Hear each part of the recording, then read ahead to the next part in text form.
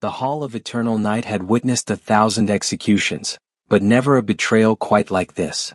Celine stood in the center of the crumbling Gothic chamber, her silver-black hair cascading like a waterfall of moonlight and shadow across her pale shoulders. The ancient stone pillars around her bore the scars of centuries, cracks that spiderwebbed through marble, crimson banners torn and faded, their golden embroidery barely visible in the dim light. Above, the vaulted ceiling disappeared into darkness so complete it seemed to swallow the very concept of hope. She could feel their eyes on her. The Council of Elders. 7 shadows arranged in a perfect semicircle, their faces hidden beneath hoods the color of dried blood. They sat motionless on their obsidian thrones, silent as death itself, radiating an authority that had crushed rebellions and ended dynasties. The weight of their collective power pressed against her like a physical force, making the air itself difficult to breathe. But Celine did not bow. Behind her, she heard him struggle to his feet. Kel, the human. The man who had somehow, impossibly, become the axis upon which her entire world now turned. She could smell his blood, sweet and warm and achingly mortal, seeping through the makeshift bandages she'd wrapped around his wounds. He'd taken 3 crossbow bolts meant for her during the ambush in the lower city. 3 bolts, and he'd still managed to drag himself here, to the very heart of vampire sovereignty, knowing what awaited them both. Celine Nightborn.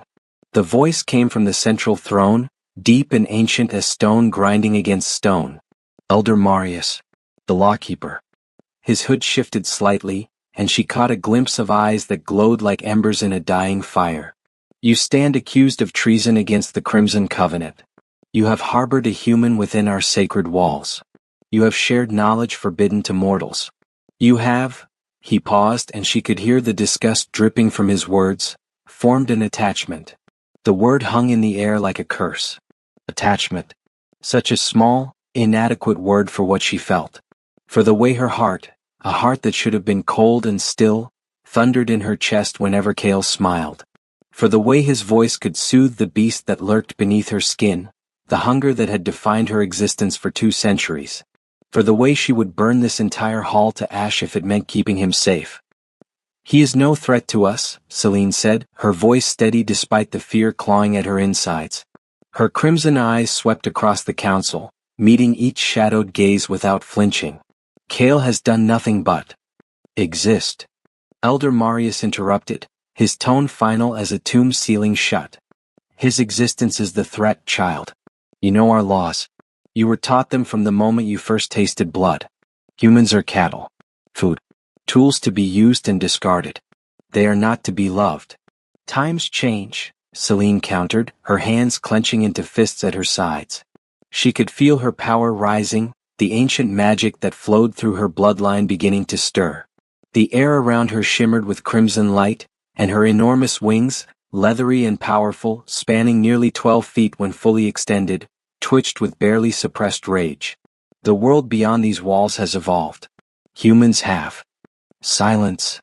The command came from Elder Cassandra, her voice sharp as broken glass. The female elder leaned forward, and Celine caught a glimpse of a face that might have been beautiful once, before centuries of feeding and dark magic had transformed it into something predatory and terrible. You dare lecture us on the nature of humanity? We who walked among them when they cowered in caves? We who shaped their civilizations and toppled their empires? Celine felt Cale's hand touch her shoulder, a gentle, steadying pressure. She wanted to turn to him to memorize his face one more time, but she couldn't afford to show weakness. Not now. I know what humans are capable of, she said quietly, and there was steel beneath the softness. I know their cruelty and their compassion, their weakness and their strength. And I know that Cale is worth more than every soul in this room combined. The silence that followed was absolute. Even the ever-present whisper of wind through the broken windows seemed to hold its breath. Then Elder Marius stood.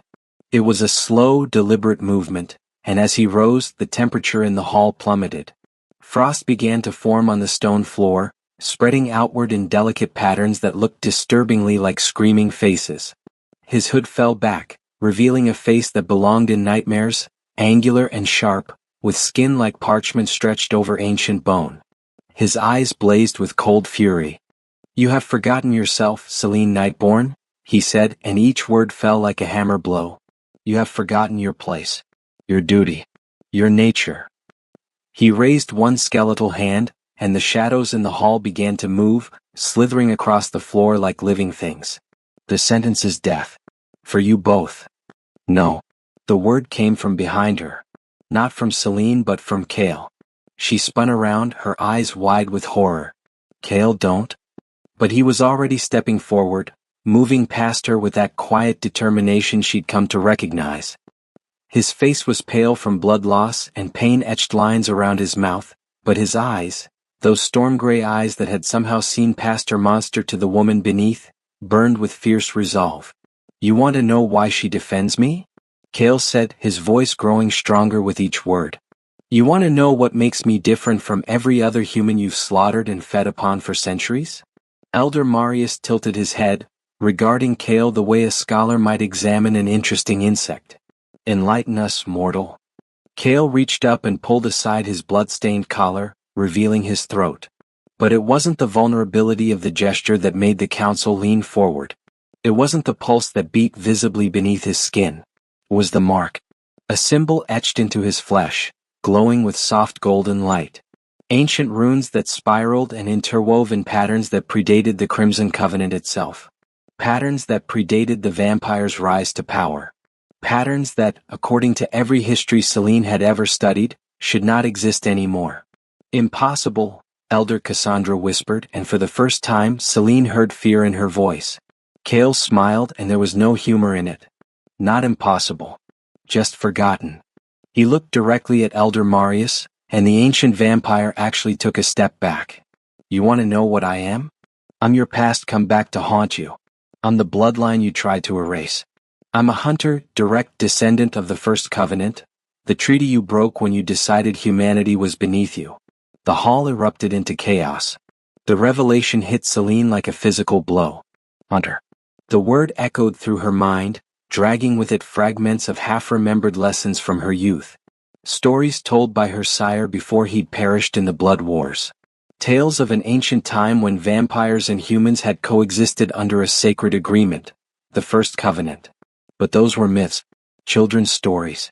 The Covenant had been dissolved centuries ago when humanity's ambition grew too great, when they tried to overthrow their vampire protectors. That's what she'd been taught. That's what every vampire believed. Looking at Cale now, at the runes burning on his skin like accusation-made flesh, Celine felt the foundations of her world beginning to crack. You're lying, Elder Marius snarled, but his voice had lost its certainty. The other council members were on their feet now, their composure shattered. The hunter bloodlines were extinguished. We made certain of it. Did you? Cale's voice was steady, but Celine could see the tremor in his hands, the way he swayed slightly on his feet. He was running on willpower and fury now, nothing more. Or did you just murder everyone you could find and tell yourselves the job was complete? My family has survived in secret for 12 generations. Hiding. Running. Preserving the truth that you tried to bury. Elder Cassandra moved with supernatural speed, appearing before Cale in a blur of motion. Her hand shot out, fingers wrapping around his throat, lifting him off the ground. What truth, human? What lies has your pathetic bloodline been whispering in the dark? Cale choked, his feet dangling, but his eyes never left hers. The truth, he gasped, about who broke the covenant. The truth about the Crimson Purge. The truth about what you did to the children. The words hung in the air like a death knell. Celine felt her blood turn to ice. The Crimson Purge. She'd heard whispers of it, fragments of history that the elders refused to discuss. A dark period 300 years ago when the vampire clans had supposedly united against a great human threat. But the details had always been vague, the records sealed away in the deepest vaults. Release him. Celine's voice cut through the tension, cold and sharp as a blade. Power radiated from her now, her wings spreading to their full magnificent span, casting huge shadows across the chamber. Crimson energy crackled around her fists, and her eyes blazed with inhuman intensity. Release him, or I will make you regret the day you were turned. Cassandra laughed, a sound like breaking bones. You threaten me, child? You who have barely seen 2 centuries. I was ancient when your sire was still mortal. I have drunk the blood of kings and bathed in the tears of nations. You are nothing. Then why are you afraid? Celine took a step forward and the stone beneath her feet cracked. Why do all of you suddenly look like you've seen a ghost? Because they had.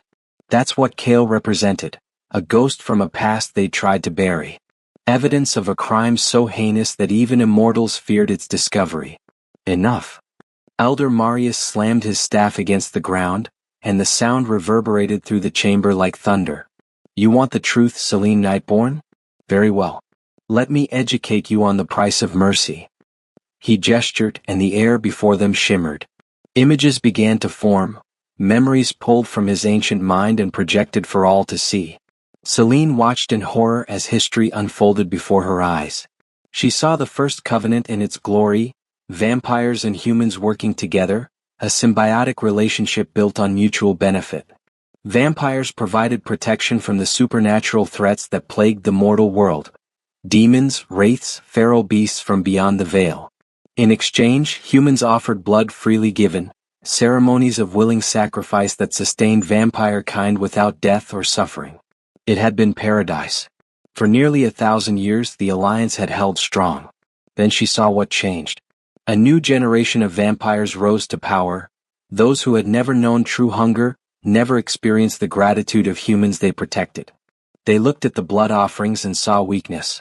They looked at human cities and saw food. They looked at the covenant and saw chains. Led by a charismatic vampire lord named Valdis the Unbound, they began to whisper of a different world. A world where vampires didn't serve humanity but ruled it. Where blood was taken, not given. Where their immortal superiority was recognized as natural law. The hunter families, human bloodlines blessed with ancient magic specifically designed to keep vampires in check, stood against them. They called for the covenant to be upheld. They demanded justice. So Valdis and his followers decided to send a message. The Crimson Purge began on a night much like this one, cold and moonless, perfect for slaughter. Vampire assassins swept through the hunter strongholds simultaneously, moving too fast for defenses to organize, too ruthless for mercy to matter. They killed men, women, elderly, warriors, innocents. But the children were the message. Celine watched, her hand pressed to her mouth in horror, as the memory showed a courtyard filled with hunter children, no more than 50 of them, ranging from infants to adolescents. They were herded together, surrounded by vampires who wore the crimson sashes of the newly formed Covenant Guard. This is what happens, Memory Valdis announced to the assembled vampire lords, when mortals forget their place. This is the price of rebellion. Then the feeding began. Celine turned away, bile rising in her throat. Even in memory the screams were unbearable. When she forced herself to look again, the courtyard was silent. Empty. Nothing remained but blood-soaked stone and the satisfaction on the vampires' faces. The hunters who survived went into hiding, Elder Marius said, his voice devoid of emotion as the images faded. We told the human world that they had attempted a coup, that the purge was justice. Most humans believed us, or were too terrified to question. And so the first covenant died, replaced by the system we have today. A system that has brought us 3 centuries of prosperity and power. Kale had fallen to his knees when Cassandra released him, but now he struggled upright again. Tears streamed down his face, tears of rage and grief for ancestors he'd never known, for children whose names had been passed down through generations as a reminder of what his family had lost. Prosperity, he spat, his voice breaking. You call this prosperity? You've turned humanity into livestock. You've built your empire on the bones of innocence. And you dare, his voice rose to a shout, you dare to call my bloodline the threat. Celine couldn't breathe, couldn't think. Everything she'd believed, every principle she'd been taught, was crumbling around her. She looked at the council, these ancient, powerful beings she'd revered her entire existence, and saw them clearly for the first time. Monsters. Not because they were vampires, but because they had chosen to become monsters. Kale, she whispered, turning to him, why didn't you tell me? He met her eyes and the pain there nearly broke her. Would you have believed me? Would you have listened to a human claiming your entire history was a lie? He shook his head slowly. I had to show you. I had to let you see with your own eyes what they were willing to do to keep their secret buried. Touching, Elder Marius said, his voice dripping with venom. But ultimately pointless. Now you both know the truth, and now you both must die with it. He raised his hand, and the shadows in the chamber began to coalesce, forming shapes that resembled wolves made of pure darkness. No one can know. The stability of our entire civilization depends on the myth of human betrayal. If word spread that we were the aggressors, that the covenant was broken by our hand, he shook his head. I will not see centuries of work undone by a meddling child and her pet human. The shadow wolves began to advance, their eyes glowing red with hunger. Around them, the other council members added their power to the attack. Cassandra summoning chains of ice, another elder calling forth a storm of razor-sharp blood crystals. Selene felt Kale move to stand beside her, his hand finding hers. His touch was warm, so impossibly warm against her cold skin. Human. Mortal. Fragile. And worth fighting for. Kale, she said softly, squeezing his hand. Do you trust me? He laughed, actually laughed in the face of certain death. With my life. With my soul. With everything I am. Selene smiled, and it was a terrible, beautiful thing. Then hold on tight. Her wings flared outward and power exploded from her core. The power that erupted from Selene was unlike anything she'd ever channeled before. It wasn't just her own strength, 2 centuries of accumulated magic, of blood consumed and power refined. It was something older. Something that had been sleeping in her veins since birth, waiting for a moment desperate enough to awaken it. The Nightborn legacy. Her family line was ancient even by vampire standards, descended from one of the original 13 who had been transformed during the First Turning, that mythical moment when humanity and darkness first merged. The elders had always watched her family with suspicion, with barely concealed fear, because the Nightborn bloodline carried something that most vampires had lost over the centuries. The ability to remember what it meant to be human, to choose mercy over hunger, love over domination. It was why Selene had been able to see Kale as more than food, more than a pet. It was why she stood here now, power singing through her veins, prepared to fight the entire council rather than let them destroy the one person who had made her feel alive in 200 years of existence. The crimson energy surrounding her intensified, solidifying into a sphere of pure force that expanded outward with devastating speed. The shadow wolves struck it first and simply ceased to exist, their forms disintegrating like smoke in a hurricane. Cassandra's ice chains shattered before they could reach her. The blood crystals bounced harmlessly off the barrier, falling to the ground as ordinary glass. Elder Marius staggered back, genuine surprise crossing his ancient features. Impossible. You don't have the strength. Don't I? Selene's voice had changed, layered now with harmonics that made the very air vibrate. Her eyes blazed brighter and for a moment, just a moment, the shadows cast by her wings looked less like bat wings and more like something divine. Something angelic. You've forgotten what the Nightborn are, old man. What we were created to be. She took a step forward, still holding Kale's hand, pulling him with her into the protection of her barrier. The sphere moved with her, an impenetrable shield that made the most powerful vampires in existence look suddenly, terrifyingly mortal. Guardians, she continued, her words falling like judgment. That's what we were in the beginning. Not conquerors. Not parasites. Guardians of the balance between worlds, between light and dark, between human and supernatural. The first covenant wasn't servitude, it was partnership. And my bloodline remembers. Elder Cassandra launched herself at the barrier with a shriek of rage, her hands transforming into claws capable of rending steel. She struck the crimson sphere with enough force to shatter a building. The barrier didn't even ripple. Instead, something extraordinary happened. The moment Cassandra's flesh touched Selene's power, images flooded the chamber, not projected memories like before, but a raw transmission of truth that every vampire present felt in their bones. They saw Cassandra as she had been during the purge. Saw her laughing as she drained a hunter child who couldn't have been more than 7 years old. Saw the pleasure in her eyes as innocent life faded. The elder vampire stumbled back, her face twisted in shock and fury. How dare you? How dare I? Selene's power flared brighter. How dare you pretend to be civilized while carrying that stain on your soul?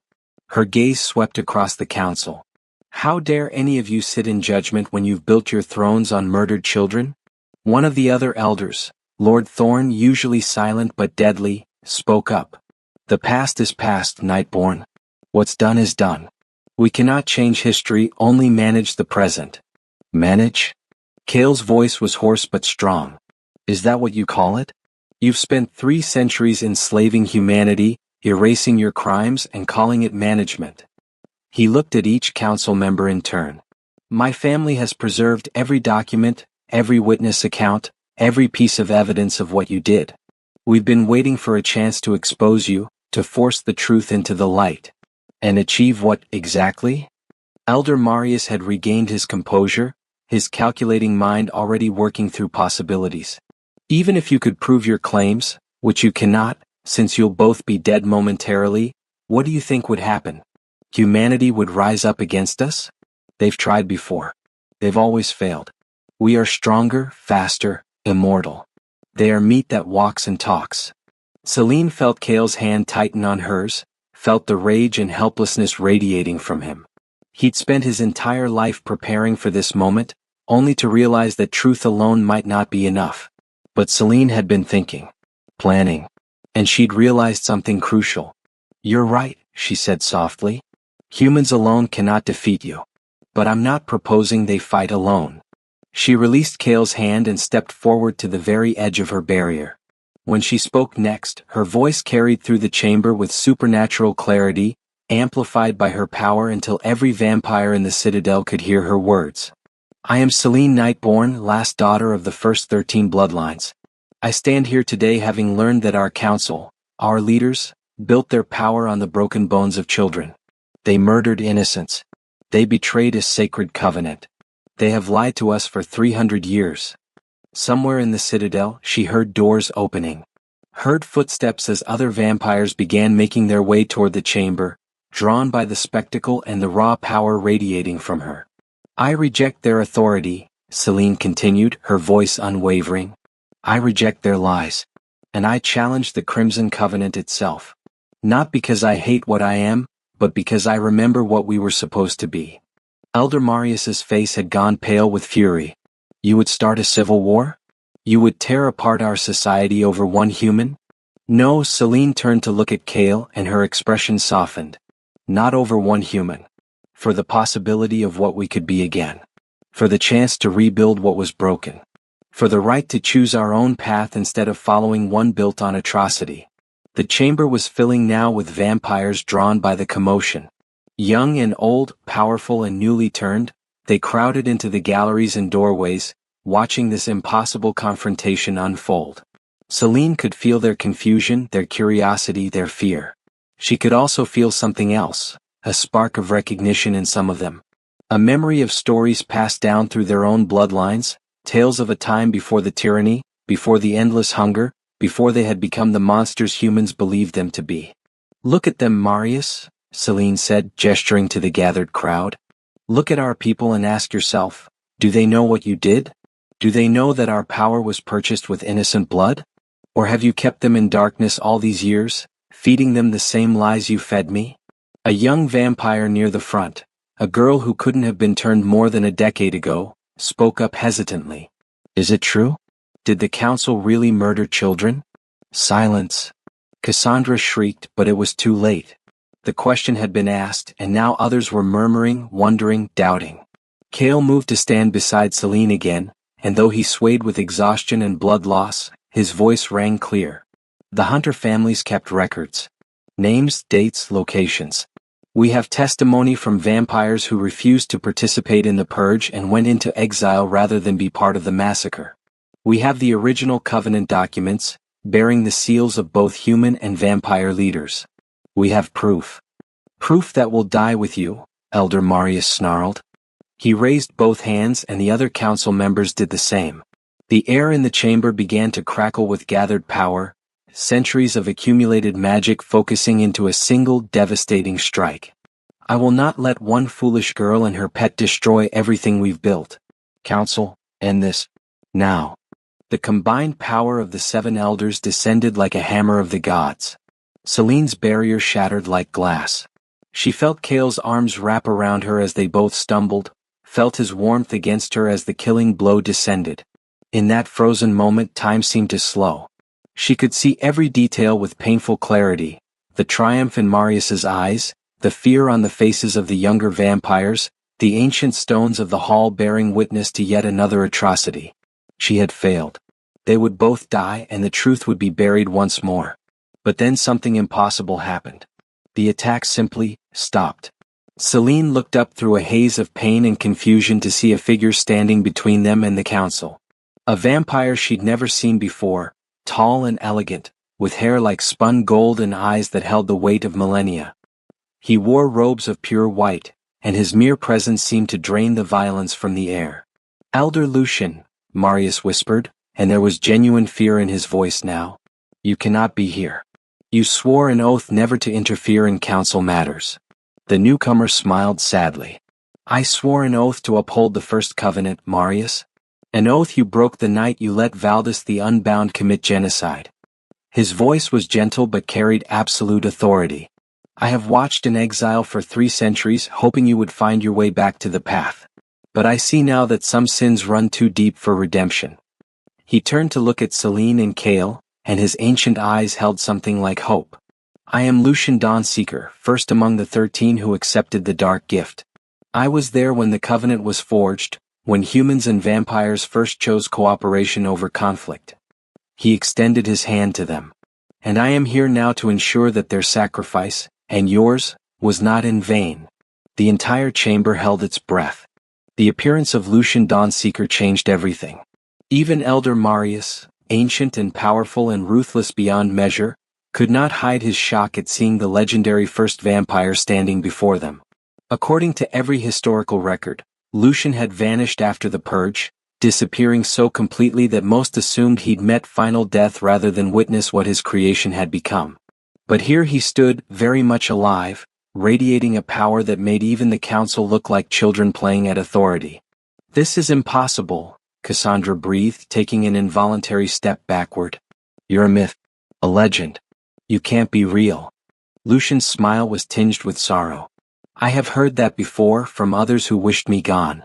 But I am very real, Cassandra Bloodthorn, and I remember every sin you've committed since your turning 500 years ago, including the pleasure you took in the purge." The watching vampires murmured in confusion and horror, the name the purge, spreading through the crowd like poison. Those who had never heard the term looked to their elders for explanation. Those few who knew looked at the council with dawning revulsion. Elder Marius recovered his composure with visible effort. "You have no authority here, Lucian. You abdicated your position when you abandoned us. The covenant you speak of was a failed experiment, a weakness that nearly destroyed our kind. We did what was necessary to survive." "Necessary?" Lucian's voice remained gentle, but there was steel beneath the softness. "Tell me, Marius, how was the murder of children necessary? How did draining infants ensure our survival? What possible threat did a 7-year-old girl pose to our kind?" The council leader opened his mouth, then closed it again. Around them, the gathered vampires were growing restless. Celine could sense their confusion transforming into anger as they began to grasp the implications of what was being discussed. Kale, still leaning heavily against Celine, spoke up. "He can't answer because there is no answer. The purge wasn't about survival, it was about sending a message. About breaking the will of the hunter families. About proving that vampires could do whatever they wanted without consequence. The hunters were planning to overthrow us." Lord Thorn finally found his voice. "We had intelligence that they were developing weapons, gathering forces." "Lies." Lucian's single word cut through the excuse like a blade. "I was there, Thorn. I saw the intelligence you claimed to have. It was fabricated, manufactured by Valdis and his inner circle to justify what they wanted to do anyway." He moved forward, his white robes seeming to glow with their own light. "The truth is far simpler and far more damning. The hunters were calling for a council, a joint meeting between human and vampire leaders to address concerns about the changing attitudes in our community. They wanted dialogue. Valdis gave them death." He turned to address the crowd now, his voice carrying to every corner of the chamber. "I was the first to accept the dark gift from the Ancient One who created our kind.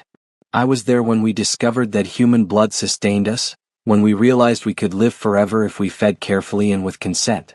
I helped forge the first covenant because I believed we could be better than the mindless monsters of legend. That we could use our gifts to protect humanity, not prey upon it. Celine watched in awe as the legendary vampire paced the chamber, his every word dismantling centuries of propaganda. For 1,000 years it worked, Lucian continued. We were guardians. Protectors. Humans came to us willingly, offering their blood in exchange for our protection against the true horrors that stalked their world. We had purpose beyond mere survival. We had meaning. He stopped, his ancient eyes distant with memory. Then came the generation who knew nothing but comfort. Who had never faced true hunger or genuine threat. Who looked at our arrangement and saw only inequality, vampires serving humans as they chose to perceive it. Valdis the Unbound became their champion, whispering promises of dominion and power. He was strong, Elder Cassandra said defensively. He united the clans. He was a monster, Lucian interrupted coldly. And you followed him willingly because he gave you permission to indulge your darkest impulses. The purge was not a necessary evil, it was murder for the sake of establishing dominance. And when it was done, when the blood of innocence stained your hands, you constructed an elaborate lie to justify it. You rewrote history, burned documents, executed witnesses. You built the Crimson Covenant on a foundation of genocide and called it civilization. The silence in the chamber was absolute. Even the ever-present wind seemed to have stopped, as if the world itself was holding its breath. A vampire Celine recognized, Marcus Ironblood, a warrior of considerable renown, stepped forward from the crowd. His face was troubled, conflicted. Elder Lucian, if what you say is true, if the council has lied to us for centuries, what would you have us do? We cannot unmake history. The children are dead. The covenant is broken. We are what we are. Are we? Celine found her voice, stepping forward to stand beside Lucian. The legendary vampire nodded his approval, and she felt a surge of confidence. I was taught that vampires are superior to humans in every way. That our nature demands we dominate and feed. That mercy is weakness and attachment is death. She looked at Kale and her expression softened. Then I met him. A human who showed me more courage, more strength, more genuine honor than I've seen in 2 centuries of vampire society. He knew what I was, knew I could kill him with a thought, and still he chose to trust me. To teach me. To. She paused, struggling with words that felt too vulnerable, too honest for this harsh place. To love me, she finished quietly. Despite everything I am. Despite the monster I could become. He saw something in me worth caring for. And in doing so he showed me that we have a choice. Kale reached out, taking her hand again. His touch was warm against her cold skin, a reminder that they were different, yes, but not incompatible. Not enemies. The Hunter bloodlines don't want war, he said, his voice rough but steady. We never did. My ancestors went into hiding because fighting was pointless. You're stronger, faster, nearly unkillable. We couldn't win through force. So we preserved the truth instead, waiting for a moment when it might matter. When someone might listen. He looked around at the assembled vampires, meeting their eyes without fear. You're not all monsters. Some of you are just people who've been lied to, manipulated into accepting a system that benefits your elders while keeping you in darkness. But now you know. Now you have to choose. Do you continue following leaders who built their power on the corpses of children? Or do you try to build something better? Elder Marius laughed, a harsh, bitter sound. Pretty words, human. But meaningless. Even if every vampire in this room believed your story, even if they all turned against us, what then? We return to the covenant? Become servants to humanity again? Beg for the blood we could simply take? You would be partners, Lucian said firmly. Equals. The covenant was never about servitude, Marius, it was about mutual benefit. Humanity needed protection from supernatural threats they couldn't comprehend. We needed sustenance provided willingly, which is far more nourishing than blood taken by force. He moved to stand beside Celine and Kale, creating a united front. But more than that, we needed purpose. Without it, we are parasites. Eternal, powerful, and utterly hollow. A female vampire in the crowd, young, perhaps only 50 years turned, spoke up hesitantly. I remember, my sire told me stories before he died. About the old days. He said blood given freely tasted different, sweeter. He said he missed it. Mine too, another vampire added. She said the endless hunting, the constant fear of discovery, the need to hide what we are. She said it wasn't always like this. Murmurs of agreement spread through the chamber. Not everyone. Many of the older vampires who had participated in the purge looked furious and defiant. But the younger ones, those who had been born into the current system without knowing its origins, were listening. Elder Marius saw his control slipping and played his final card. Enough. His power exploded outward, and suddenly every vampire in the chamber felt it, the weight of his age and authority pressing down on them like a physical force. I'm done with debate. Done with your treachery, Lucian. Done with this human pet and his foolish protector. Darkness gathered around him, shadows deepening until he seemed to be standing at the center of an abyss. I invoke the right of dominion. As eldest among the council, as architect of the Crimson Covenant, I claim authority over all present. Kneel or be destroyed. The right of dominion. Selene had heard of it, an ancient law that gave the most powerful vampire absolute authority in times of crisis. It was meant to prevent civil war by establishing clear hierarchy. But it had rarely been invoked and never in her lifetime. Around her, she felt vampires beginning to sink to their knees. Not willingly, their bodies were responding to Marius's power, to the weight of his will pressing down on them. Even Marcus Ironblood, strong and proud, was struggling against the compulsion. Selene felt it too. Felt her knees beginning to bend, her will being crushed beneath centuries of accumulated power. She was strong, yes. The Nightborn bloodline gave her advantages. But she was still young by vampire standards and Marius was ancient. She would not be able to resist. Then Cale did something that would be spoken of in vampire lore for centuries to come. He stepped forward, moving past Selene, walking directly toward Elder Marius. The hunter runes on his skin blazed like golden fire, and his eyes, his beautifully mortal storm-gray eyes, held no fear whatsoever. I reject your dominion, he said clearly. I am human. I am free. And I do not kneel. The defiance in Cale's voice broke something in the room. It wasn't just his words, it was what they represented. A human, mortal and fragile, standing before an ancient vampire radiating enough power to level a city, and refusing to bow. Refusing to accept that might made right. Refusing to acknowledge that his life meant less simply because it would be shorter. The golden runes covering his body flared brighter, and Selene realized they weren't just decorative. They were a ward, ancient magic woven into his very bloodline, specifically designed to resist vampire compulsion. The hunters had known they would need protection against mental domination, so they built it into their children's children's children, a legacy of resistance passed down through 12 generations. Cale couldn't be forced to kneel. And his defiance gave others strength. Lucian straightened, his white robes billowing with renewed power.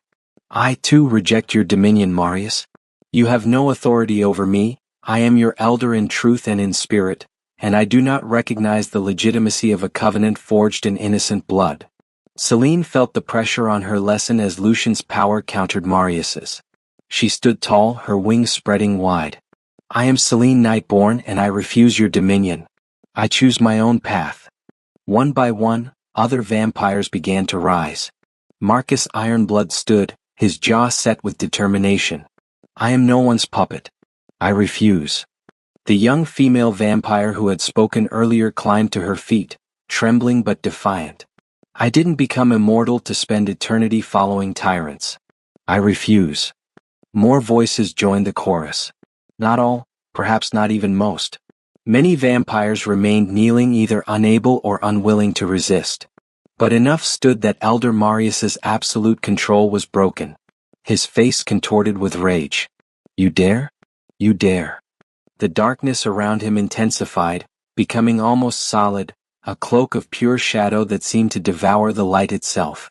I have lived for 1,000 years. I watched empires rise and fall. I am power incarnate and you think you can defy me? You are old, Lucian said calmly. But age is not wisdom, Marius. You have lived 1,000 years and learned nothing but how to take. how to dominate, how to justify cruelty with necessity. He moved forward, and despite his gentle appearance, there was something terrible in his presence now, the weight of true authority.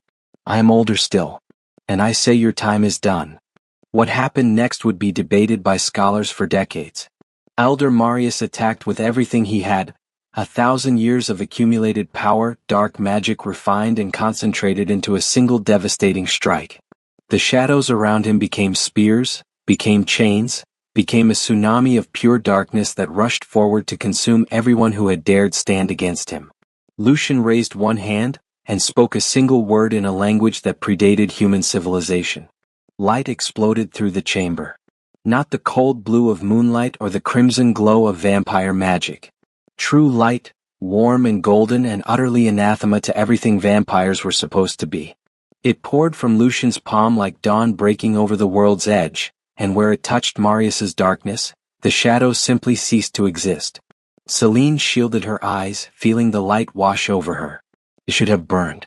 Everything she'd ever been taught said that such pure radiance would be agony to vampire flesh. Instead, it felt like coming home.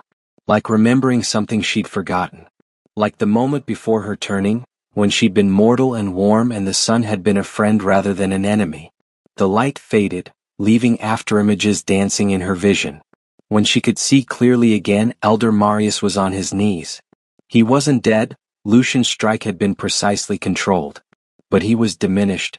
The darkness that had surrounded him was gone, burned away, leaving only an old vampire who suddenly looked exactly as ancient as he truly was.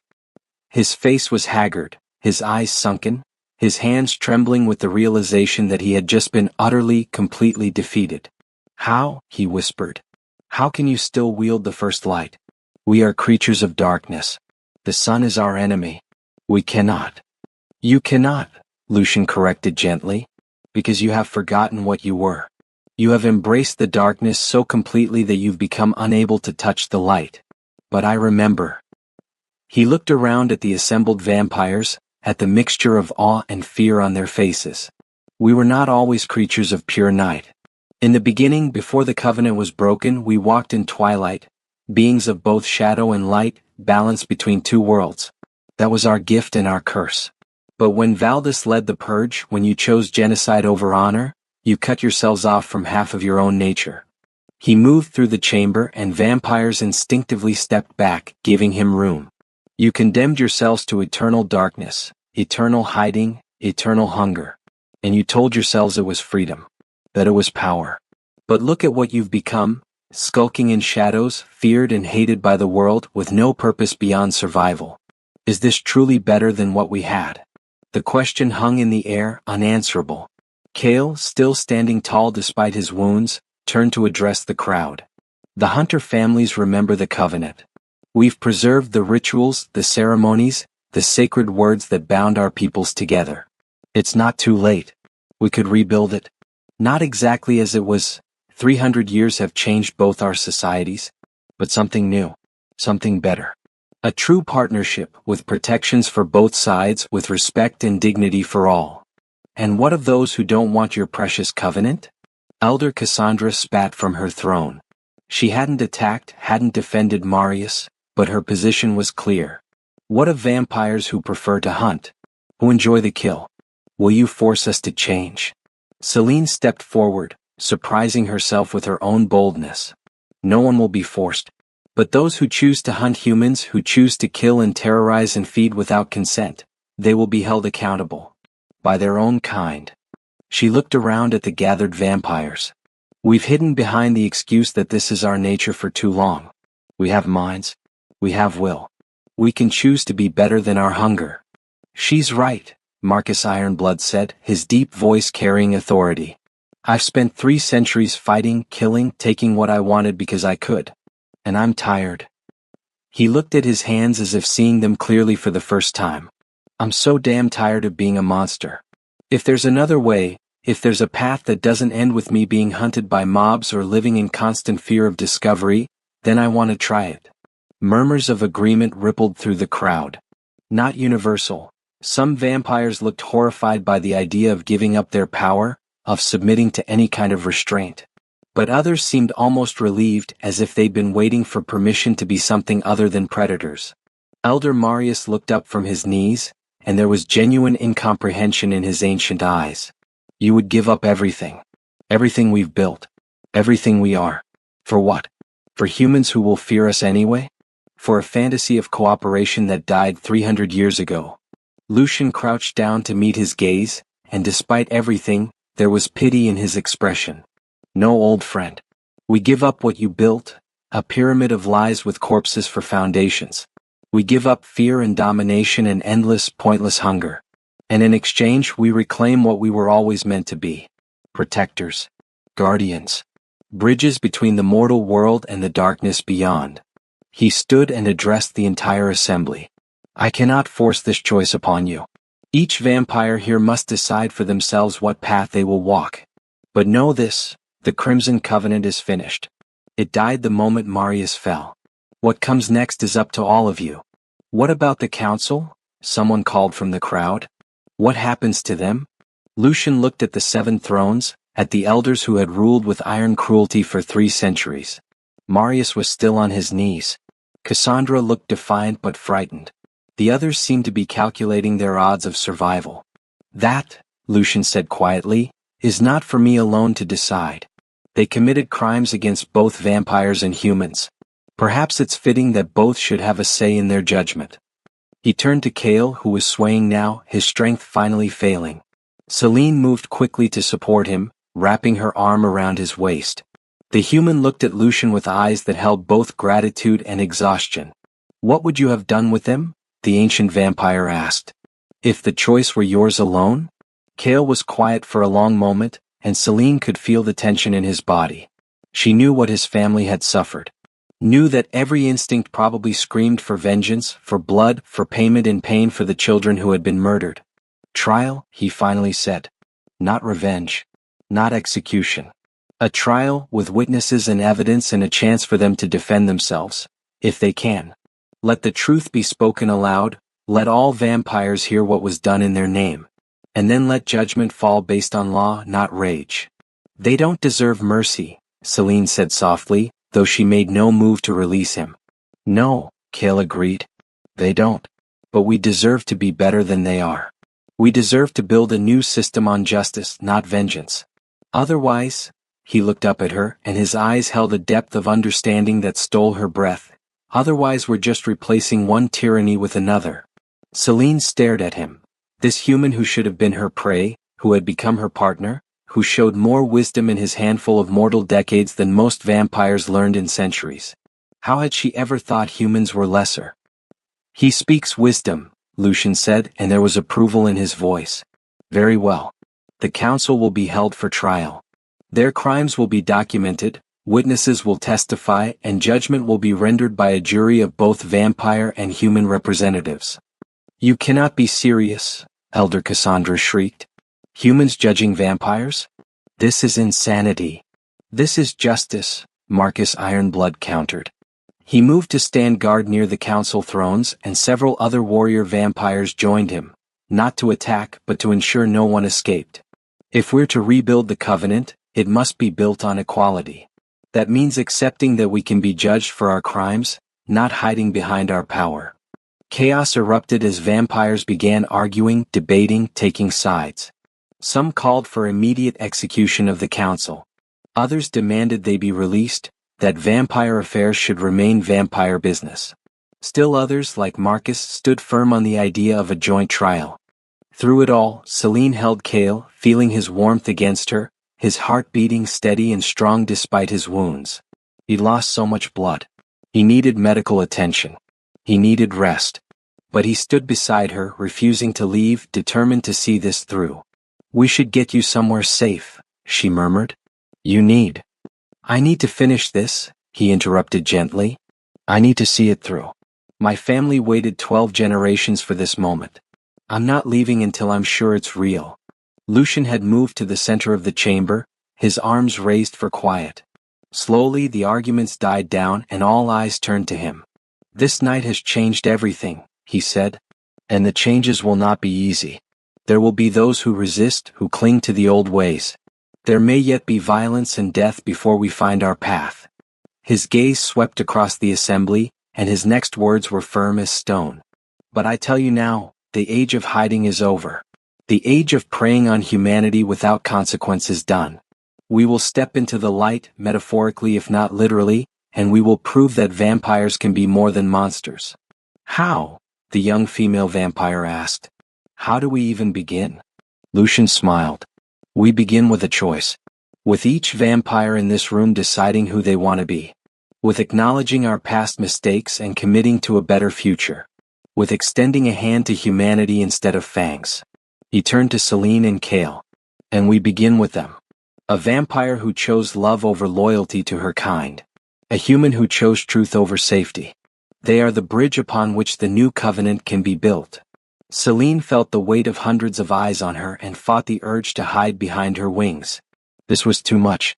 She was just one vampire. Just a girl who had fallen in love and refused to let him be killed. She wasn't a leader.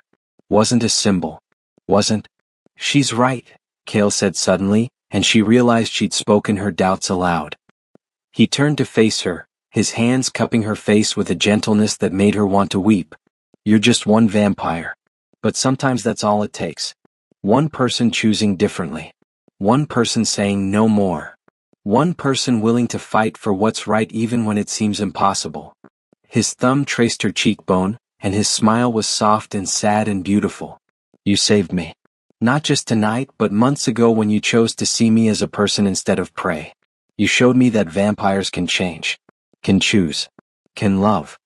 His voice dropped to a whisper meant only for her. You gave me hope, Celine. Let me give it back to you.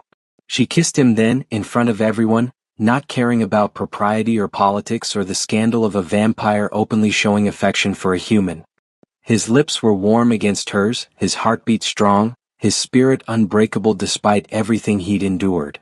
When they parted, the chamber was silent. Then someone started clapping. It was Marcus Ironblood, his massive hands coming together in slow, deliberate applause.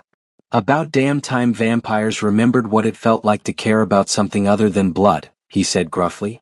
Others joined in, tentatively at first, then with growing enthusiasm. Not everyone. Some vampires looked disgusted. Others simply confused. But enough applauded that the sound filled the ancient hall, echoing off stone walls that had witnessed so much death and finally, perhaps, were hearing the sound of something like hope. The weeks that followed were a blur of activity, debate, and cautious negotiation.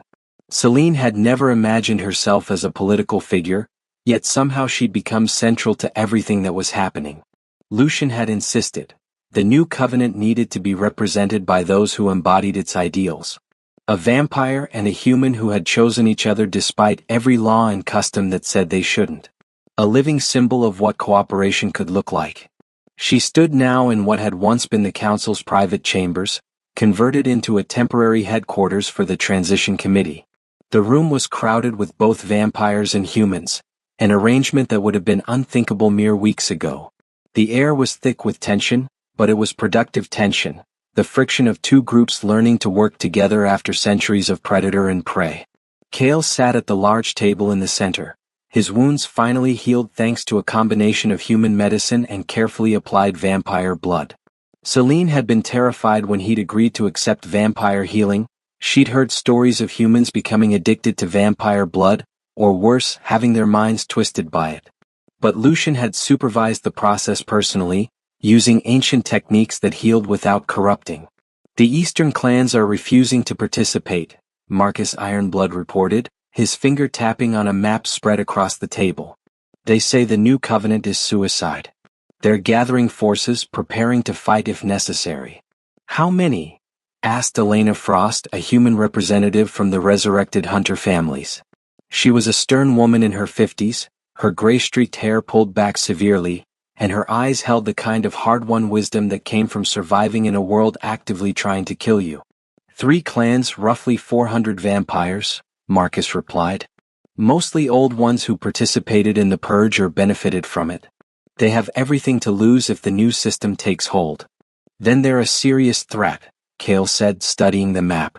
400 experienced vampire warriors could devastate human settlements before we could organize a defense. We need to address this. Military action? Asked another human representative, a young man named David who served as liaison to the human government that had been cautiously opening dialogue with the vampires. Absolutely not, Celine said firmly. The moment we use force to impose the covenant, we become exactly what we're trying to move away from. Tyranny wearing a different mask. Then what do you suggest? Elena asked, and there was no hostility in her voice, just genuine curiosity. We can't simply let them continue hunting humans. How many innocent people have to die while we're being principled? It was a fair question. Celine had wrestled with it herself during sleepless days, staring at the ceiling while Kale slept peacefully beside her. How did you build a better system without becoming authoritarian in the process? How did you protect the vulnerable without imposing your will on those who disagreed? We make an offer, Lucian said from his position by the window. The ancient vampire had been uncharacteristically quiet during the meeting, simply listening and observing. We send emissaries to the eastern clans. We explain what we're building. We show them proof that the new system can work. And we give them a choice, join willingly or be left behind as the world changes around them. And if they attack our emissaries? Marcus asked. Then we defend ourselves, Lucian replied. But we don't strike first. We don't become the aggressors. The old covenant failed because one side chose violence over dialogue. Let's not repeat that mistake. Celine found herself nodding. It felt right even if it was risky. They were trying to build something based on consent and cooperation, that had to extend even to those who opposed them. I'll go, she said suddenly, surprising herself. I'll be one of the emissaries to the eastern clans.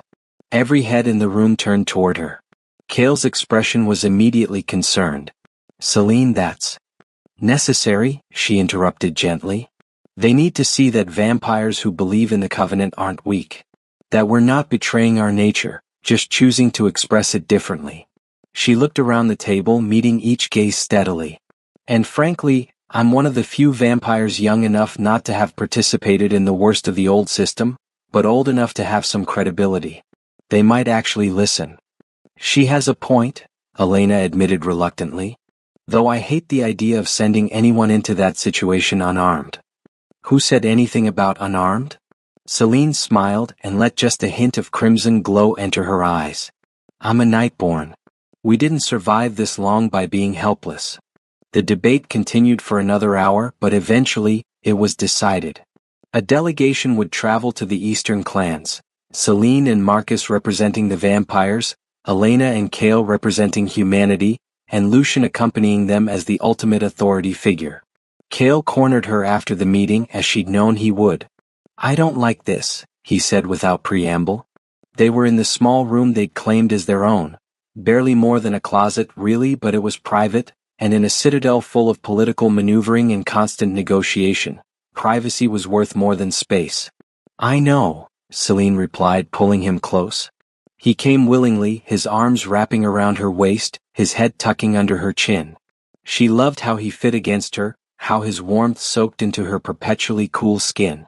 But we both knew this wouldn't be easy, that there would be risks. Celine, these are vampires who built their entire existence on the old system. They have nothing to gain and everything to lose from what we're proposing. They'll see you as a traitor. Probably, she agreed calmly. But they need to hear this from another vampire. From someone who chose the covenant not because they were forced to, but because it's right. She pulled back enough to look at him. Besides, you'll be there. My human hunter, keeping me honest. He smiled despite his worry. You're human. I like the sound of that. Mine, she confirmed and kissed him soundly. As I am yours. They stood together in comfortable silence for a moment, simply enjoying each other's presence. It still amazed her sometimes, that she could find such peace with someone so fundamentally different from herself. That his mortality didn't make him less, but rather made every moment with him more precious. Kale, she said softly, what happens when you grow old? When you're 60, 70, 80 and I still look like this? It was a question she'd been avoiding, but it hung between them like a shadow. What happens when I have to watch you die? His hands tightened on her waist. I don't know, he admitted. I've thought about it. About asking you to turn me to make me like you so we could have forever. But that would be giving up your humanity, Celine finished. Becoming the very thing your family has fought against for 12 generations. Not fought against, he corrected gently. Protected against. There's a difference. He cupped her face, making her meet his eyes. Vampires aren't evil, Celine. You've proven that. Lucian proved it long ago. It's the system that was corrupted, not the nature of what you are. Then you'd consider it? Becoming? I'd consider anything that lets me stay with you, Cale said fiercely. But not now. Not while we're building the covenant. It would send the wrong message, that humans need to become vampires to be equal. We need to prove first that we can work together as we are. Celine felt something tight in her chest loosen.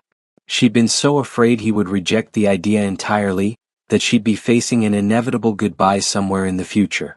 But this was hope. A possibility that they might have more than just decades. Besides, Cale added with a small smile, I'm only 26. Let's not plan my transformation just yet. I'd like to at least make it to 30 as a human. She laughed, the sound surprising her with its genuine joy. When had she last laughed like this? Before meeting Cale, she couldn't remember the last time she'd felt light enough for laughter. Their moment was interrupted by a knock on the door. Marcus's gravelly voice called through the wood. Sorry to interrupt, but Lucian wants to brief the delegation. We leave in an hour. An hour. Not much time to prepare for what might be a suicide mission. But as Celine gathered her weapons and pulled on her travel cloak, as she watched Cale do the same with quiet determination, she felt something she hadn't experienced in her 2 centuries of existence. Purpose. Real purpose beyond simple survival. Beyond the endless cycle of hunting and hiding. They were building something that mattered. Something that could reshape the world for both their species. And if she had to risk everything to make it happen, then so be it. The delegation assembled in the Citadel's main courtyard as the sun set.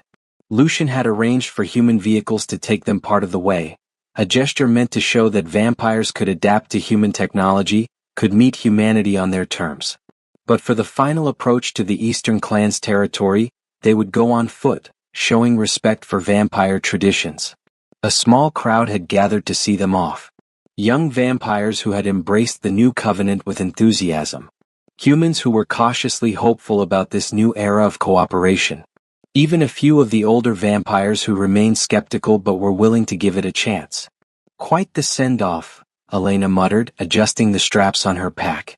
She'd brought an arsenal of weapons, not to attack but as protection.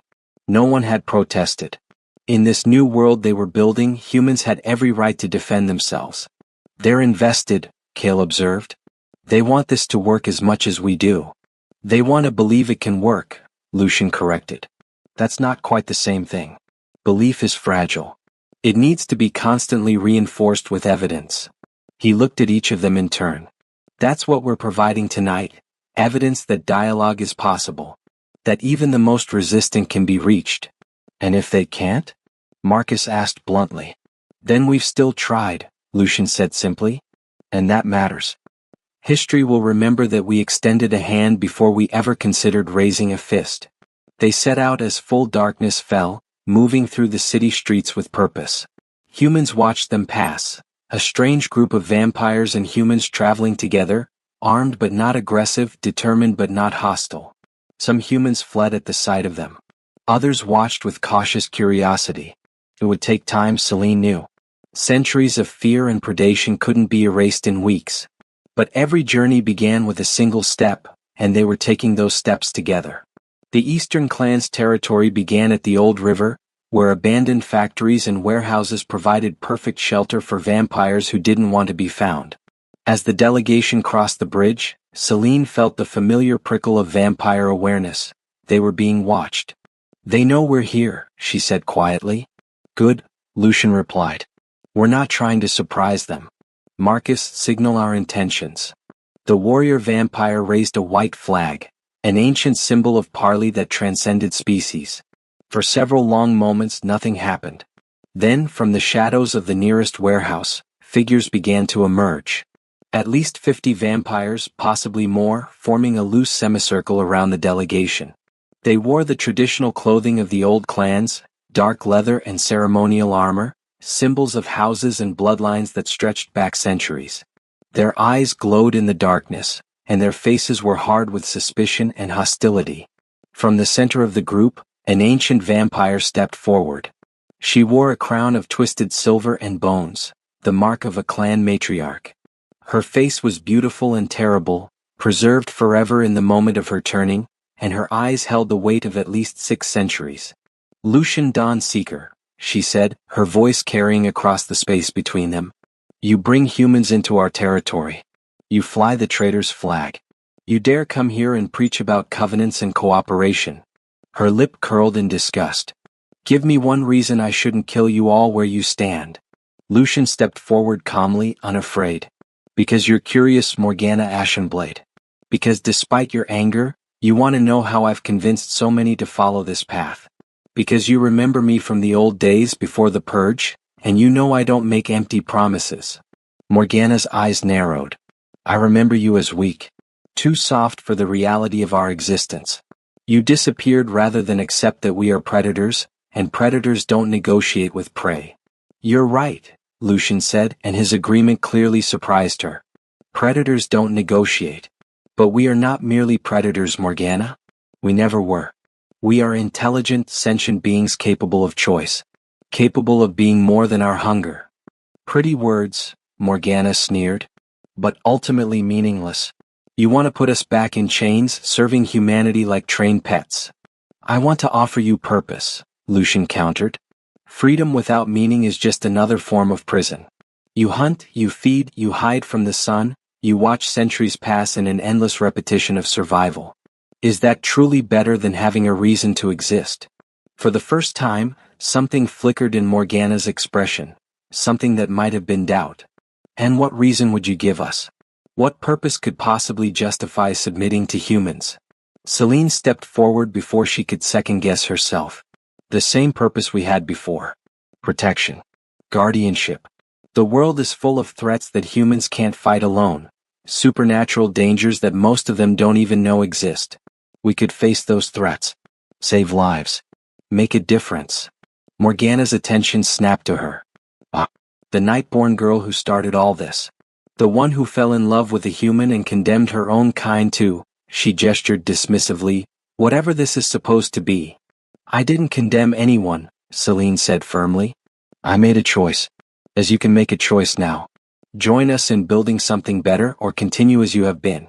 But don't pretend you're happy with the current system. I can see it in your faces, the emptiness, the boredom. The sense that immortality without purpose is really just a very slow death. Several of the gathered vampires shifted uncomfortably. Apparently, her words had struck closer to home than she'd expected. Kale moved to stand beside Celine, and she saw Morgana's eyes narrow at the hunter runes visible on his neck. I know what your kind did to my ancestors, he said quietly. I know about the purge, about the children, about the blood and betrayal. I have every reason to hate you. To want revenge. Then why are you here? Morgana demanded. Because revenge would make me like you, Kale replied bluntly. And I choose to be better. My family preserved the truth for 12 generations, waiting for a chance to make things right. This is that chance. We can build a new covenant, one based on equality and consent and mutual benefit. Or we can continue the cycle of violence and hatred until one side exterminates the other. He met Morgana's gaze without flinching. Which would you prefer? An eternity of looking over your shoulder, or a future where you're valued for something more than your ability to kill? The silence that followed was profound. Morgana stared at them for what felt like an eternity. Then, to everyone's surprise, she laughed. It wasn't a pleasant sound, more like glass breaking, but it was genuine. You have courage, I'll give you that. Coming here to our stronghold and lecturing us about purpose and meaning. She circled the delegation slowly, like a predator assessing prey. But courage without wisdom is just stupidity. You speak of cooperation, of equality. You have no idea what you're asking us to give up. Then tell us, Elena said sharply. The human woman had been quiet until now, but her voice carried authority. Explain it. Make us understand what's so valuable about the current system that it's worth continuing to traumatize and kill innocent people. Morgana stopped her circling and faced Elena directly. For a moment, Celine thought the ancient vampire might attack. But instead she simply looked tired. Power, Morgana said flatly. That's what you don't understand. For centuries, millennia in some cases, we've been the apex predators. We've shaped human history from the shadows. We've toppled kingdoms, ended dynasties, controlled the flow of information and power. We've been gods walking among mortals. And you want us to give that up? To become servants again? Not servants, Lucian interjected. Partners. Equals. You're right that we've wielded immense power. But to what end, Morgana? What have we actually accomplished with all that influence? We've survived. We've accumulated wealth and knowledge. But have we built anything? Created anything? Left any legacy beyond fear and bloodstains? He moved closer to her, and despite his gentle appearance, his presence was commanding. I was there at the beginning. I watched us receive the dark gift, and I believed, we all believed, that it came with responsibility. That our power was meant to be used to protect, not to dominate. When did we forget that? When did we decide that might made right? When humans tried to overthrow us, one of the other vampires in Morgana's group called out. When they developed weapons to kill us, when they organized hunts, when they made it clear that they saw us as monsters to be destroyed rather than allies to be honored. That's not what happened, Cale said, his voice steady but firm. The hunters didn't develop weapons until after the purge. Until after you murdered our children and broke the first covenant. We armed ourselves because we had to, because you gave us no choice. Lies? Another vampire hissed. Historical revisionism. We have records. Forged by Valdis the Unbound and his followers, Lucian interrupted. I was their child. I saw the truth before I went into exile. The hunters were calling for dialogue, for a renewal of the covenant bonds. Valdis used that as an excuse to claim they were planning rebellion. He manufactured evidence, twisted testimonies, created a justification for what he wanted to do anyway. And you can prove this? Morgana asked, though her tone suggested she already knew the answer. The hunter families have preserved everything, Elena said. She pulled a slim tablet from her pack. Modern technology that looked jarringly out of place in this confrontation between supernatural beings. Letters, meeting minutes, eyewitness accounts from vampires who refused to participate in the purge. We've digitized it all. We can show you. She held out the tablet toward Morgana. The ancient vampire stared at it as if it might bite her, then slowly, cautiously took it. Her fingers swiped through documents, her eyes scanning text that contradicted everything she'd believed for centuries. The other vampires crowded around, trying to see over her shoulder. Celine watched as emotions played across their faces. Confusion, anger, doubt, and slowly, something that looked like horrified realization. This is impossible, one of them whispered. Elder Morgana, this says that Valdis himself ordered the assassination of vampire peacemakers. That he killed our own kind to prevent the covenant from being renewed. I know what it says, Morgana snapped, but her voice lacked conviction. She continued reading, her face growing paler with each document. Finally, she handed the tablet back to Elena with trembling hands. If this is true, if even half of this is true, then everything we've built is based on a lie. Not everything, Celine said gently. Your strength is real. Your culture, your achievements, the bonds between your clan members, those are real. Only the justification for how you've been living is false. You were told humans were the enemy, but they never were. Not until we made them so. So what do you expect us to do? Morgana demanded, and there was genuine uncertainty in her voice now. Just submit? Accept human authority? Become subordinate to a species we've dominated for centuries? No, Cale said firmly. We're not asking for dominance. The new covenant isn't about one species ruling another. It's about partnership, mutual benefit, checks and balances to prevent either side from abusing power. Marcus stepped forward, his massive form somehow non-threatening despite his obvious physical power. Look, I'm not good with words. I'm a warrior. Have been for 3 centuries. I know how to fight, how to kill, how to dominate through force. And I'm tired of it. He looked at his hands, scarred even though vampire healing should have erased every mark. These hands have taken hundreds of lives. Maybe thousands. And for what? So I could feel powerful? So I could tell myself I was superior? He met Morgana's eyes. The Nightborn girl is right. Immortality without purpose is just slow death. I want to use my strength for something that matters. I want to protect instead of prey. I want to look at these hands and see something other than weapons. His voice dropped. Don't you? Don't any of you want to be more than what Valdis made us? The silence that followed was different from before. Not hostile or tense, but contemplative. Celine could see vampires in Morgana's group exchanging glances, having silent conversations with their eyes. Finally, a younger vampire, probably only a century old, stepped forward. I do, she said quietly. I'm tired of hiding. Tired of being feared. Tired of knowing that my existence makes the world worse instead of better. She looked at Morgana. Mother, I know you've protected us. I know you've kept the clan strong through difficult centuries. But maybe it's time for a different kind of strength. Morgana's expression softened as she looked at her daughter. Serena. The world is changing, Serena continued. Humans are developing technology that could threaten us. They're beginning to organize to share information globally. How long before someone decides to launch a coordinated extermination campaign? How long before our secrecy becomes impossible to maintain? She gestured to the delegation. They're offering us a way forward. A chance to step out of the shadows without being destroyed. Can we really afford to reject that? Other vampires began to speak up, some in support, others in opposition. A debate erupted within Morgana's clan, the kind of honest discussion that probably hadn't happened in decades. Celine watched, hope blooming in her chest. This was working. They were actually listening. Lucian caught her eye and smiled, a genuine expression of pride and approval. She felt Kale's hand slip into hers, his warm fingers intertwining with her cool ones. Together, they waited while the eastern clans argued about their future. It took hours. The moon crossed the sky above them while vampires debated the merits of isolation versus integration, traditional power versus purposeful existence, continued hunting versus willing blood donations. Some of the arguments grew heated, with vampires having to be physically restrained by their clan mates.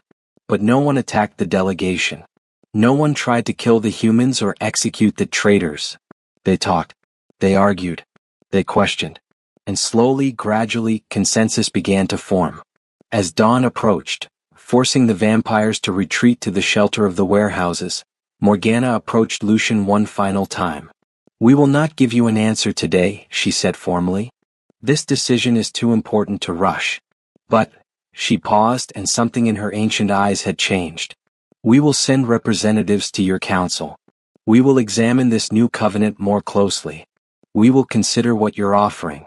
That's all we ask, Lucian replied with a small bow.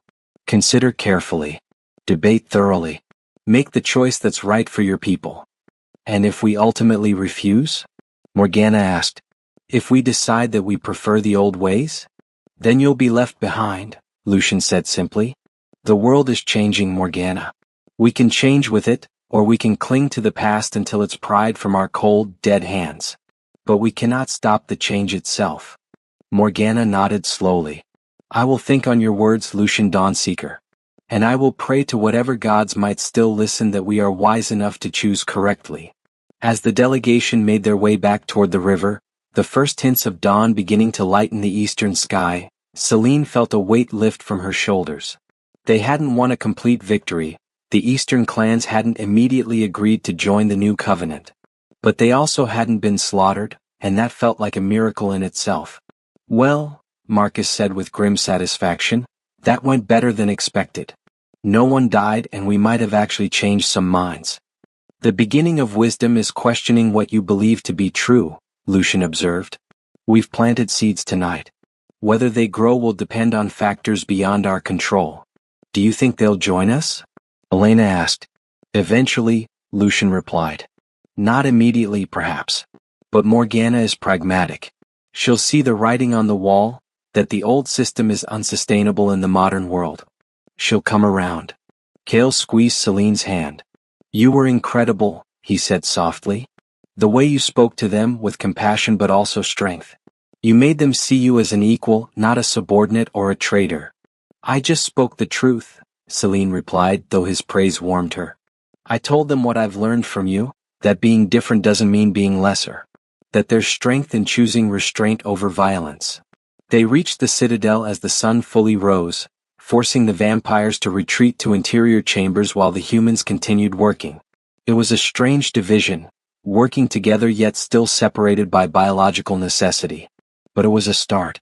Over the following months, the new covenant began to take shape. Representatives from human governments arrived to negotiate terms. Hunter families emerged from centuries of hiding to lend their expertise and historical knowledge. Vampires from across the world sent envoys to observe and report back. There were setbacks, of course. A vampire in the Western Territories killed 3 humans and had to be tracked down and executed, the first time in living memory that vampires had judged and punished one of their own for crimes against humanity. A group of human extremists attempted to bomb a vampire gathering, though they were stopped before casualties occurred. But for every setback there were victories. Blood banks began working with vampires to provide donated blood, freely given, properly compensated. Vampire scholars began teaching at human universities, sharing knowledge accumulated over centuries. Joint task forces were formed to hunt supernatural threats that had previously gone unchecked. The trial of the council elders became a media sensation. Held in a specially constructed chamber with both human and vampire observers, it lasted 3 weeks. Evidence was presented, documents, testimonies, even video footage captured by human survivors of various vampire attacks over the decades. The verdicts were mixed. Elder Marius, as the architect of the Crimson Covenant and primary orchestrator of the cover-up, was sentenced to permanent imprisonment in specially designed facility where he would remain in induced suspension, alive but unable to harm anyone. Elder Cassandra received the same sentence for her direct participation in the purge. Others received lesser punishments, centuries of community service, mandatory integration into human society under supervision, complete surrender of all accumulated wealth to reparations funds. It wasn't perfect justice. Nothing could truly compensate for the atrocities committed. But it was public, it was fair, and it sent a clear message. No one was above the law anymore. Not humans and not vampires. A year after that night in the council chamber, Celine stood in a very different kind of hall. The new Covenant Summit was being held in a converted opera house, a beautiful building that had been renovated to accommodate both vampire and human needs. There were no windows in the main chamber, but artificial lighting that mimicked daylight for human comfort while still being tolerable for vampire eyes. Temperature controls kept the room comfortable for both species. Tables were arranged to mix vampires and humans rather than segregating them.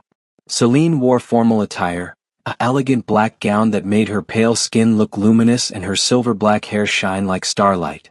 Her wings were fully visible, no longer something to hide but a symbol of what she was. Around her neck, she wore a pendant that Kale had given her, a small golden sun embracing a silver moon. Unity in difference. Kale stood beside her in his own formal wear, looking uncomfortable in the suit but devastatingly handsome nonetheless. His hunter runes were visible above his collar, no longer a secret or a threat, but a symbol of heritage and honor.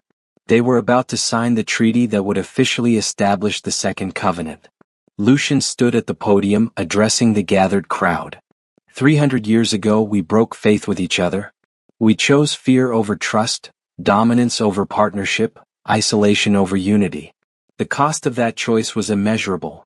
Lives lost, potential squandered, centuries spent in darkness both literal and figurative. He paused, letting his words sink in. Today we choose differently. We acknowledge the sins of our past. We commit to building a better future. We recognize that our differences make us stronger, not weaker. And we pledge, vampires and humans together, to honor this covenant as long as we exist. The crowd erupted in applause, not universal but widespread. There were still skeptics, still those who resisted change. But they were outnumbered now by those who had chosen to hope. Celine and Kale stepped forward together, along with other representatives from both species. One by one they signed the treaty, a document that had taken months to craft, full of protections and provisions and carefully negotiated compromises. When Celine's turn came, she took the offered pen and paused for just a moment. She thought about everything that had led to this moment. The night she'd first met Cale and chosen to see him as a person rather than food. The confrontation with the council. The revelation of the purge. The slow, difficult work of building trust between species that had every reason to hate each other. She thought about her family line, the night-born legacy of guardians and protectors. She thought about the vampires who had come before her, who had tried to do right and been silenced or corrupted. She thought about the future she and Cale might have. Mortal or immortal, she didn't know yet, but together either way. Then she signed her name with a flourish. Cale signed next to her, his signature bold and clear. Their names sat side by side on the document. Vampire and human united. The ceremony concluded with a celebration unlike any in history. Vampires and humans mingling freely, sharing drinks, blood wine for vampires, regular wine for humans, discussing art and philosophy and politics without the weight of predator-prey dynamics hanging over them. Celine found herself approached by Morgana Ashenblade, who had ultimately chosen to bring the Eastern clans into the Covenant. The ancient vampire looked years younger somehow, as if releasing centuries of anger and fear had physically lifted weight from her shoulders. "I wanted to apologize," Morgana said without preamble. "For my hostility when you first came to us. For my resistance. I was afraid. Afraid of change.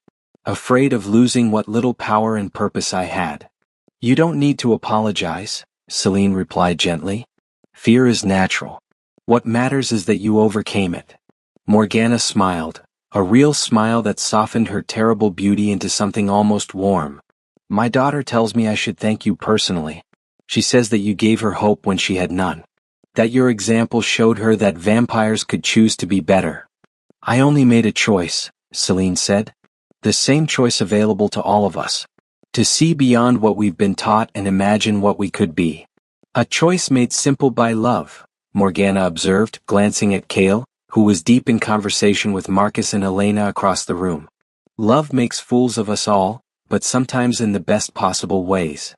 After Morgana departed, Lucian approached. The ancient vampire looked pleased, more relaxed than Celine had ever seen him. "You did well," he said simply. "Both of you. You were the catalyst for all of this. Never forget that." "It wasn't just us," Celine protested. "You were there. Marcus, Elena, all the others who chose to believe." "Yes," Lucian agreed. "But movements need symbols. Icons. Stories that people can point to and say, if they can do it, perhaps we can too." He placed a hand on her shoulder, a fatherly gesture that made her feel both young and ancient at once. "You and Cale are that story. The vampire and the human who chose each other despite everything. Live well, Celine Nightborn. Live so well that your story becomes legend." As the night wore on and the celebration continued, Celine and Cale slipped away to a balcony overlooking the city. Below them, they could see the lights of human civilization blending with the shadowed areas where vampires moved freely. Two worlds beginning to intertwine. "Do you think it will last?" Cale asked quietly, his arm around her waist. "The Covenant, I mean. Do you think we've actually changed things, or will it all fall apart in another few centuries?" Celine considered the question seriously. "I think it will be hard. There will be violations and conflicts and moments where it seems like we're sliding back into the old ways. But as long as there are people willing to fight for it, willing to choose cooperation over conflict, it will survive." She leaned into him, feeling his warmth against her side. "And we'll be among those fighting. For as long as we're able." "Together," Cale said, and it wasn't a question. "Together," Celine confirmed. "Always." They stood in comfortable silence, watching the world change beneath them. The moon rose higher, casting silver light across rooftops and streets. Somewhere in the city, a vampire and human were probably meeting for the first time without fear. Somewhere else, alliances were being forged and friendships formed. The Second Covenant was young, fragile, and would need constant tending to survive. But it existed. Against all odds, despite centuries of hatred and violence, they had built something new. And in that moment, with Cale's warmth beside her and hope spreading through the city like dawn, Celine allowed herself to believe that it would be enough. The university classroom was filled with an unusual mix of students, human and vampire, sitting side by side, taking notes as Professor Celine Nightborn lectured on the history of human-vampire relations. She looked exactly as she had 50 years earlier. Immortality had that advantage, though she'd learned to dress differently, to adopt mannerisms that made her seem approachable rather than threatening. Her wings were currently folded against her back, hidden beneath a specially designed jacket that accommodated them. The key thing to remember, she was saying, pacing in front of her attentive class, is that the first covenant failed not because cooperation was impossible, but because one side chose power over partnership. The lesson isn't that different species can't work together. It's that any system without accountability will eventually corrupt. A young human student raised his hand. Professor Nightborn, isn't it true that you were there when the council fell? That you're, personally part of the history you're teaching? Celine smiled. I prefer to think of it as having a unique perspective rather than being historical. Light laughter rippled through the classroom. But yes, I was present during the transition. Which is why I can tell you with absolute certainty that change is possible, no matter how entrenched the old systems seem. Another student, a vampire who had been turned only 5 years ago, spoke up. Do you ever regret it? Choosing the human, she caught herself. I mean choosing to oppose your own kind? I never opposed my own kind, Celine corrected gently. I opposed a system that was harming everyone, vampire and human alike. And no, I've never regretted that choice. Not even for a moment.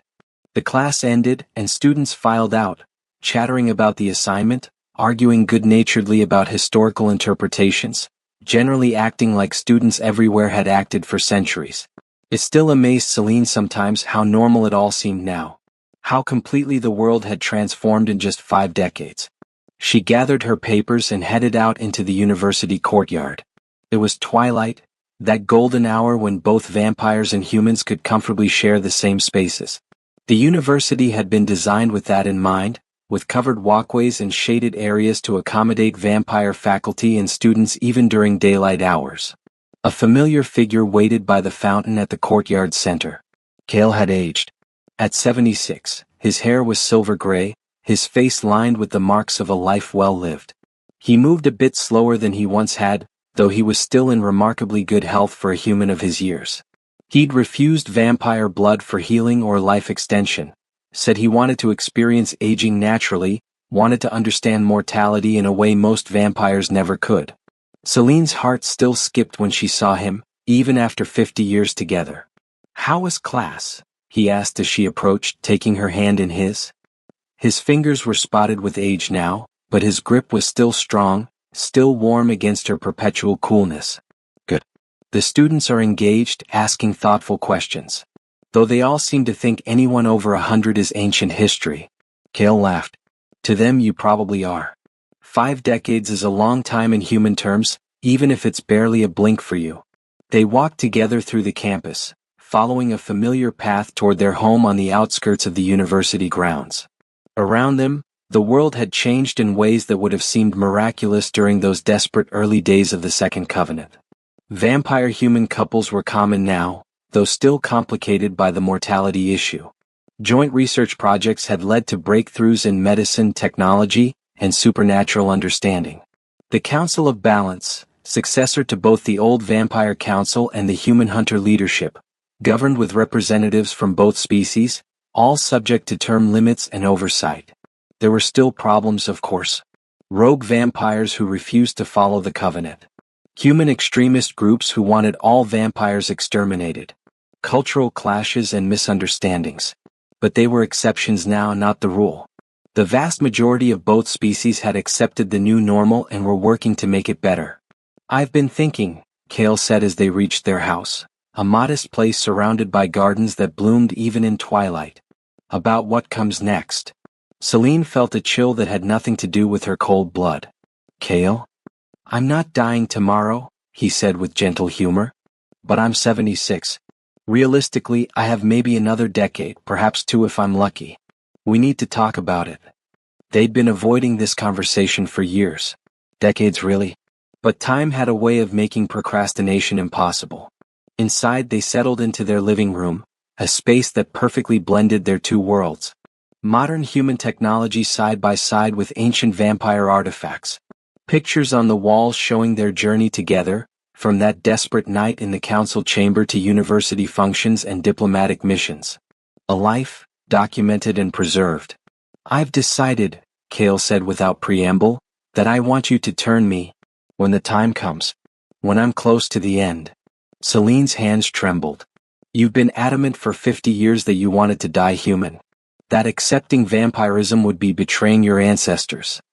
I was wrong, he said simply. My ancestors didn't fight against vampires, they fought against tyranny. Against injustice. They would approve of what we've built. And, his voice softened, I'm not ready to leave you. Not when we could have centuries more together. It's not an easy transition, Celine warned, though hope was blooming in her chest despite her caution. Especially for someone your age. Will be painful. Difficult. You'll have to relearn everything about how your body works. I know. Cale took her hands in his. I've been researching. Talking to people who were turned late in life. I understand the risks. But Celine, I've had a good human life. A full human life. I've experienced aging, seen the world change, understood mortality in ways you never can. But I don't want it to end. Not when there's so much more we could do together. Celine felt tears, something she'd thought she'd lost the ability to produce, threatening to spill. You're sure? Absolutely certain? Because once it's done. I'm sure. His storm-gray eyes held the same determination they'd had 50 years ago when he'd stood before the council. Turn me, Celine. Make me like you. Let us have forever together. The turning happened on a winter night, in the presence of Lucian and a few close friends who could help if complications arose. It was a private ceremony, sacred and intimate, nothing like the violent turnings of the old days. Celine held Cale as her venom entered his bloodstream, as his heart began to slow, as the transformation took hold. She whispered to him throughout, promises and encouragements and declarations of love. She told him about the world he would wake to, about the enhanced senses and strength, about the challenges and gifts of immortality. And 3 days later, when his eyes opened and blazed with new crimson light, when his aged body had been restored to the vigor of his prime years, when he looked at her with vampire awareness and still, somehow, completely human love, Celine knew they had made the right choice. Hello, Cale said, his voice deeper now, resonant with new power. I'm still me. Is that normal? Lucian, who had been monitoring the turning, laughed. Very normal. You're yourself, Cale. Just more. The essence remains. The humanity remains. You've simply added another dimension. Cale sat up slowly, testing his new body. His hair was still silver gray. The transformation preserved physical age appearance, though his body now had a vampire's strength and resilience. The lines on his face remained, but they looked different somehow. Distinguished rather than elderly. I can hear everything, he whispered in wonder. Every heartbeat in the building. Every breath. The blood moving through human veins downstairs. He paused, searching for words. It's beautiful and terrifying. It gets easier, Celine promised, taking his hand. The hunger will be manageable. We have ethical blood sources now, donated, compensated, completely consensual. You'll never have to hurt anyone. I can feel your emotions, Cale said, looking at her with new perception. Through touch. I can sense your love, your fear, your hope. Is this what you've been feeling all along? Vampires make bonds, Lucian explained. When two vampires are as close as you've become, a connection forms. Emotional resonance through physical contact. It's quite rare actually. Most vampire couples never achieve it. Cale's hand tightened on Celine's. Then we're lucky. The luckiest, she agreed and kissed him. Her eternal partner, her human-turned-vampire, her bridge between worlds. 50 more years passed. The world continued to change. Technology advanced. Human and vampire cultures blended and evolved. New challenges arose, always new challenges, but they were faced together now with cooperation rather than conflict. Celine and Cale became legends in their own time. The vampire and the hunter who had changed history, who had proven that love could bridge even the deepest divides. They taught, they mediated disputes, they helped newly turned vampires adjust to their existence with compassion and wisdom. They stood together at ceremonies commemorating the purge victims, ensuring that history would never be forgotten or repeated. They advised the Council of Balance on matters of policy and ethics. They opened their home to troubled vampires and traumatized humans alike, offering sanctuary and understanding. And in quiet moments, in their garden under starlight or in their study surrounded by books from a dozen centuries, they simply existed together. Two beings who had chosen each other against all logic, against all tradition, against a world that said they couldn't work. On the 100th anniversary of the Second Covenant, they stood before a crowd of thousands, vampire and human, young and old, gathered to celebrate a century of unprecedented cooperation. "We are not perfect," Selene told the assembly, her voice amplified magically so all could hear. "We still struggle with prejudice and fear. We still make mistakes. We still have factions that resist unity. But we persist. We grow. We learn. And every year we become a little bit better at being the society we aspire to be." Kale spoke next, his transformed voice carrying the weight of both his human past and vampire present. "100 years ago, I was a mortal human standing in a vampire council chamber, terrified but determined to speak truth. Today I am vampire myself, but I carry my humanity with me still. That dual perspective has taught me something crucial. We are not so different, human and vampire. We all want purpose. We all want connection. We all want to matter. The Second Covenant recognizes that truth and builds upon it." They finished together, speaking in unison, to the next 100 years. To continued growth. To unity in diversity. To the covenant that binds us all. The crowd erupted in applause, a sound like thunder, like celebration, like hope made audible. That night, back in their home, Selene and Kale lay together in comfortable silence. Through their mate bond, emotions flowed between them, contentment, love, satisfaction at what they'd built together. "Do you ever wonder," Kale asked quietly, "what would have happened if I hadn't revealed my hunter heritage that night? If we just tried to run instead?"